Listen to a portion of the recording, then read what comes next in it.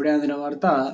తెరపైకి కొత్త ముఖ్యమంత్రి సీఎం అవుట్, రంగంలోకి హైకమాండ్ అంటూ లేటెస్ట్ అప్డేట్ అయితే రావడం జరిగిందండి. సో ఆ వివరాలు ఏంటనేది వీడియో రూపంలో తెలుస్తుంది. వీడియోని పూర్తిగా చూడండి, కంప్లీట్ ఇన్ఫర్మేషన్ అయితే అర్థమవుతుందండి.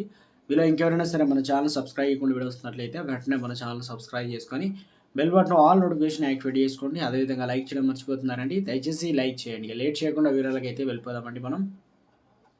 మణిపూర్ అల్లర్ల నేపథ్యంలో రాష్ట్రంలోని అనేక ప్రాంతాల్లో కర్ఫ్యూ విధించారు. అయితే మణిపూర్ పరిస్థితిని కేంద్ర హోంశాఖ మంత్రి అమిత్ షా దగ్గరుండి మరీ సమీక్షిస్తున్నారు.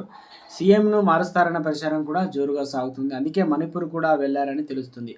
మరోవైపు ఆ రాష్ట్రంలో అల్లర్లు సద్దుమణగాలంటే సీఎంను మార్చడం ఒక్కటే మార్గం అని రాజకీయ విశ్లేషకులు కూడా భావిస్తున్నారు. మణిపూర్ హింసను కొనసాగుతుంది. ఇక శనివారం నుంచి అక్కడ అల్లర్లు తగ్గడం లేదు. శనివారం రాత్రి సీఎం బీరేన్ సింగ్ పూర్వీకుల ఇంటిపై కూడా ఆందోళనకారులు దాడి చేశారు. అర్ధరాత్రి దాటాక జీరీబామ్ పట్టణంలో పలు నివాసాల్లో 2 ప్రార్థనా మందిరాలను నిరసనకారులు నిప్పెట్టారు. వారిని చెరుగొట్టేందుకు భద్రతా బలగాలు టియర్ గ్యాస్ ప్రయోగించారు.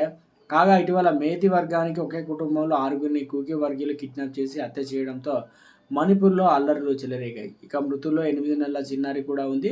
ఆదివారం తెల్లవారుజామున ఇంఫాల్ వెస్ట్ సగోల్ బంద్లో ఉంటూ ఇక సీఎం బీరేన్ సింగ్ అల్లుడు బీజేపీ ఎమ్మెల్యే ఆర్కే ఈమె నివాసం ముందు ఆందోళనకారులు నిరసన చేపట్టారు.